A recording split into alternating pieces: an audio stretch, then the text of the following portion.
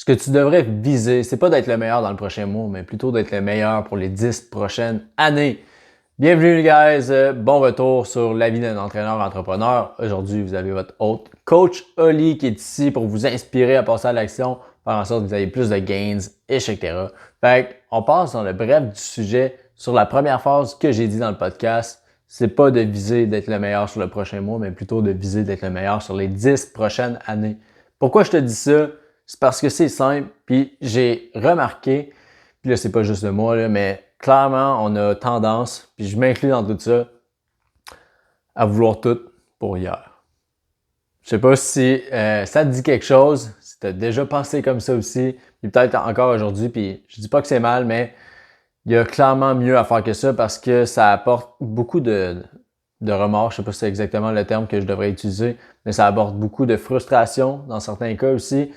Le fait de viser tellement haut pour hier ou pour demain, genre, c'est un peu contre-productif. Parce que quand tu vois la chose d'une autre manière, puis ça, c'est une des vidéos d'Alex Hormozy aussi, si tu connais pas ça, je te recommande fortement d'aller le voir. C'est sûr que ça parle un peu plus d'entrepreneuriat, mais si tu veux te développer, que ce soit en business ou que ce soit juste en tant qu'humain, il y a vraiment des choses qui sont vraiment wow. Ce gars-là, tu sais, fait, je sais pas comment il fait, mais il fait des plus que 100 millions par année. Ben, c'est sûr qu'il y a quelque chose à retirer de ça, même si tu veux pas être exactement Hormozy. C'est bien correct. Fait que sur ça, pourquoi je te dis que tu devrais viser à être le meilleur sur les 10 prochaines années plutôt que dans le prochain mois, c'est que si tu vises la constance dans ce que tu fais, que ce soit par rapport à ton entraînement, ton alimentation, que ce soit par rapport à ta business, par exemple, ben clairement, ce concept-là va être vraiment une victoire sur le long terme. Parce que quand on vise à être le meilleur durant un mois, on focus à être fucking intense ici, puis si tu n'atteins pas tes objectifs, souvent ça crée des frustrations. Mais si tu changes ton mindset, puis que plutôt tu vois ta game sur les 10 prochaines années, les 20 prochaines années. Tu sais, aujourd'hui, si tu as 20 ans, 25 ans, 30 ans, tu écoutes mon podcast, tu vas être fucking en shape. Oui, on va être en shape pour cet été, pour maintenant, tu sais, mais il y a aussi l'aspect de la continuité, puis d'être capable d'être en shape pour les 30 prochaines années à venir. Puis ça, c'est que quand tu vas te mettre des objectifs, ben tu vas être capable de... Puis là, ça peut être difficile de se mettre un objectif pour 30 ans, là, c'est pas ce que je dis, mais plutôt de viser à ce que jour après jour, tu avances vers ton objectif. À la place de te mettre des choses extrêmes pour demain, ben vois, est-ce que tu es en ligne envers ta progression? Est-ce qu'en ce moment, ce que tu fais, ça t'aide à aller vers ta progression, aller vers ton objectif long terme? Quand c'est non, c'est que tu vas être capable de rectifier le tir. Puis la réalité, c'est que ça va arriver que ça va être non une journée. Puis tu n'auras pas fait ce qu'il faut, tu auras eu des sorties, tu auras manqué un workout, tu sais, plein d'affaires comme ça, ou plein d'excuses valables, puis plein de n'importe quoi, OK? Mais on s'en fout parce que tu es quand même en ligne vers ton objectif. Puis la réalité des choses, là, je te dis ça parce que je l'ai vécu aussi, surtout dans ma business. Moi, je pensais que j'allais faire 10 000 par mois en un claquement de doigts, puis que encore plus, j'allais progresser, puis que j'aurais 1000 clients. Ben, pas 1000 clients, là, j'en mets, mais que j'aurais 100 clients dans la première année, puis que tout irait bien. Mais la réalité, c'est que ça prend plus de temps que ça. Puis ça va arriver des fois comme des génétiques freaks, on le voit dans l'entraînement, qui sortent, qui sont vraiment wow, sont shred, man, ils prennent du muscle comme ça. Mais la réalité des choses, c'est que pour la majorité des gens, ça va leur prendre plusieurs années avant d'être à leur top. Et plusieurs années avec un S, parce que c'est rare qu'en un an ou 2 ans, quelqu'un est venu au meilleur de sa shape, au meilleur de ses performances, au meilleur de sa business. Ça prend du temps.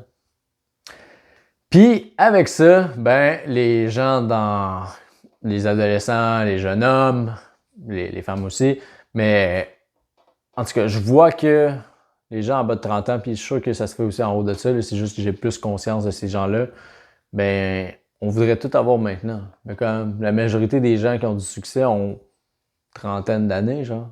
Ça fait 10 ans qu'ils font ce qu'ils font, tu sais, pour la majorité. Puis encore là, des exceptions à la règle, mais bien souvent, ça fait un bout qu'ils font ce qu'ils font, là.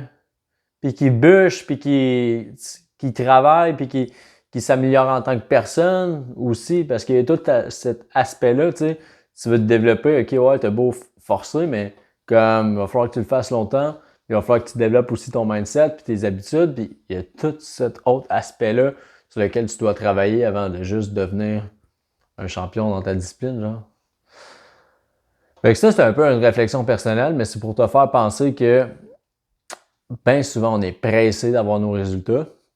Mais au final, si tu te mets ton objectif sur plusieurs années, puis tu te dis, bah ben en ce moment, est-ce que je progresse? Ouais, ouais.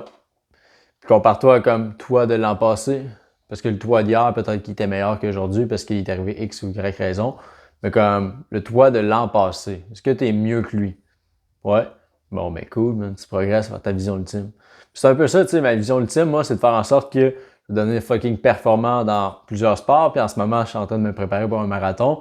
Puis c'est un peu ça, tu sais, est-ce que chaque jour, quand j'ajoute des kilomètres, je me rapproche de cet objectif-là? Ouais. Mais comme aujourd'hui, même si j'essaierais d'aller courir mon marathon tout de suite après le podcast, ce serait vraiment difficile. Mais jour après jour, je progresse vers là. Puis dans tous les autres aspects de ma vie, c'est que la réalité, c'est que ça va pas super bien. À chaque jour, j'aime pas toujours à 100% ce que je fais. Il y a des trucs qui me font chier, il y a des trucs qui me prennent du temps. Des fois, j'aimerais être en ce moment genre sur une plage puis pouvoir profiter.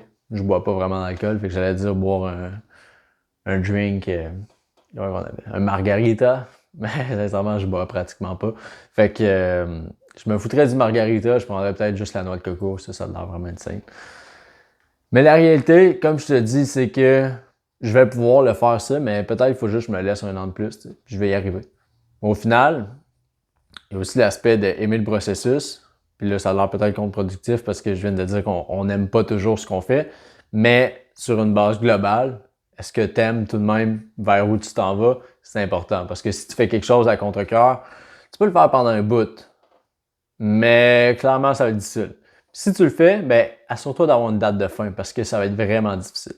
Ça me rappelle une histoire d'un de mes mentors, justement, qui avait ouvert un laboratoire dans sa business, puis que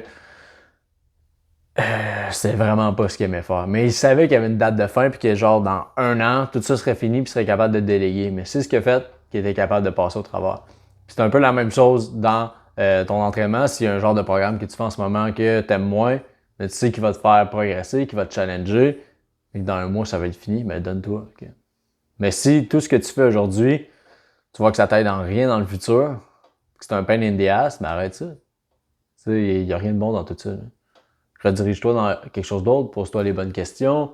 Puis par rapport à se poser les bonnes questions, c'est tellement important de faire l'introspection sur comment ça va juste dans ta journée, dans ta semaine, dans ton mois, dans ton année.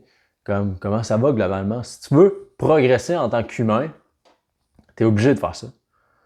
Puis en tant que coach, c'est un peu ce qu'on fait. Ben, en fait, c'est exactement ce qu'on fait avec nos clients. T'sais. On s'assure, on regarde leurs résultats, on voit comment ça va.